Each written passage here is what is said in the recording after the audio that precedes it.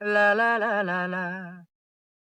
Coffee হাউজের সেই আড্ডাটায় আজ আর নেই, আজ আর নেই।